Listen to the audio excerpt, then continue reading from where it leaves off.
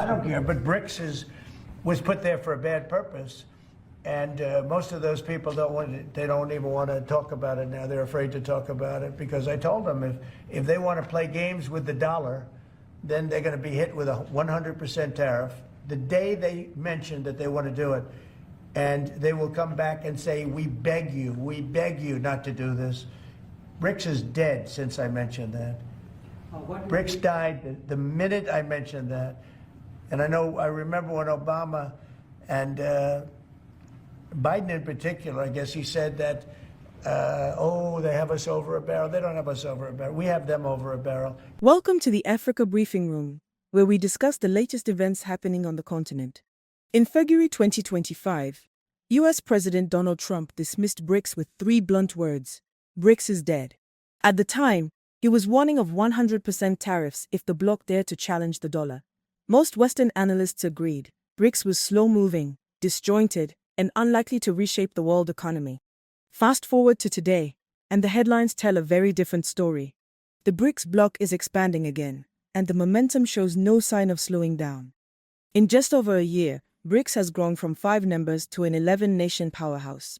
The founding core, Brazil, Russia, India, China, and South Africa, has now been joined by Egypt, Ethiopia, Indonesia, Iran, the United Arab Emirates, and, as of July 2025, Saudi Arabia. And the reach is widening further.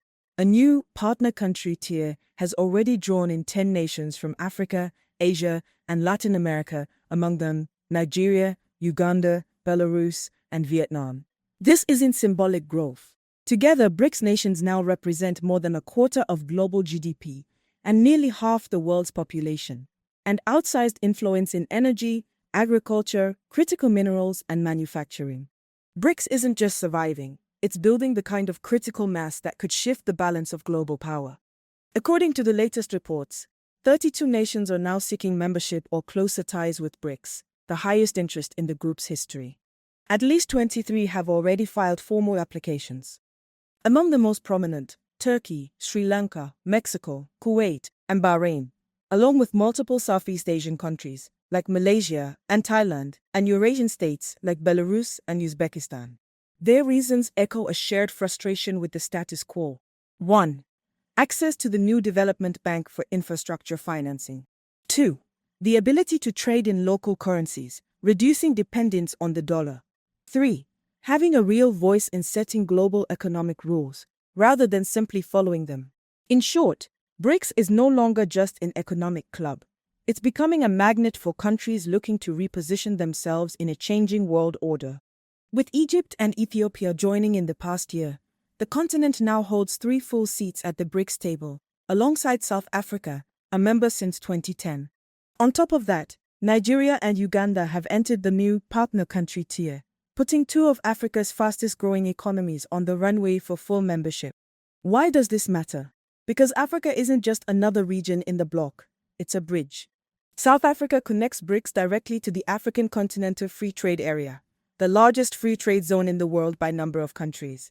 Egypt anchors the bloc in North Africa and the Arab world, controlling the gateway to the Suez Canal. Ethiopia, though landlocked, sits at the heart of the Horn of Africa, close to strategic Red Sea shipping lanes and regional trade corridors. Beyond geography, Africa has resources, from critical minerals and energy reserves to one of the youngest, fastest-growing workforces in the world. For BRICS, the growing contingent of African nations is more than just an expansion of the bloc. It's a strategic platform for influence across the global south. From Nigeria to Madagascar, the pitch is the same. BRICS offers what many feel they've never received from the existing global order. The appeal starts with economic sovereignty, the chance to trade in local currencies, reducing exposure to dollar volatility. It also extends to financing, direct access to the new development bank, without the austerity measures often tied to IMF or World Bank loans. But this isn't just about alternative funding. It's a direct challenge to the post-war financial architecture. It represents an effort to build a new model of global governance where economic rules are co-created, not handed down, and where developing nations have a central voice in shaping their own destiny. It's also about influence. In BRICS, developing nations sit at the table as equals with some of the world's largest economies, instead of being on the receiving end of policy decisions made elsewhere. This appeal goes far beyond Africa. Across Asia, Latin America, and Eurasia, countries are looking for fairer trade terms, stable investment without political strings, the collective voice in shaping global economic rules. But for Africa in particular, the choice of partners now may define the continent's economic trajectory for the next half-century. And in BRICS, many African leaders believe they found a forum that, at least in principle, offers a level playing field. If it's done right, BRICS could be a launchpad for Africa. Membership or partnership could unlock 1. Deeper financial integration, linking African banking systems to BRICS payment networks, making cross-border trade faster and cheaper. 2. Diversified investment flows, tapping into Chinese, Indian, and Gulf capital for infrastructure, manufacturing, and green energy projects. 3. New trade corridors, from the Suez Canal to the Indian Ocean, connecting African goods to Asia and the Middle East. 4. Technology and skills transfer in sectors from digital finance to sustainable agriculture and renewable energy. As BRICS members like China, a leader in solar and EV technology, share expertise and jointly develop new green industries. But these benefits aren't automatic. They require strategic planning, aligning BRICS engagement with the African Continental Free Trade Area, coordinating member positions to amplify Africa's collective voice, and ensuring deals bring local value, not just resource extraction. An expansion of this scale naturally brings complexity, but it also opens the door to unprecedented possibilities. With 11 full members and 10 partners, BRICS now spans every major region, bringing together economies of vastly different sizes, political systems, and development stages. Aligning those development models will take skill. Internal frictions, from the tense, decades-long Himalayan border dispute between India and China to Egypt-Ethiopia tensions over the Nile, could complicate unity. The critical question is whether the bloc can become a platform for managing these disputes. For instance, can it provide a forum for India and China to put aside their border issues while advancing shared economic goals? Or for Egypt and Ethiopia to find common ground on water rights through joint development projects?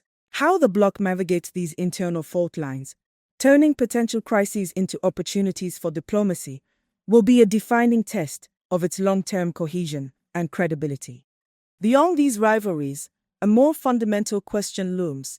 Does BRICS truly represent the interests of all its members, or is it at risk of becoming a vehicle for the ambitions of its largest economies?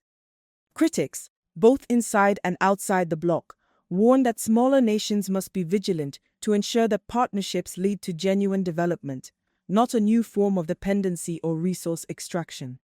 But it also means the bloc can draw on a wider range of perspectives and strengths. Economic integration will be a gradual process. Coordinating trade rules, investment frameworks, and payment systems across such diverse economies won't happen overnight. Yet each step toward harmonization could make BRICS a more resilient and adaptable alliance. Externally, the bloc will need to navigate a shifting geopolitical environment.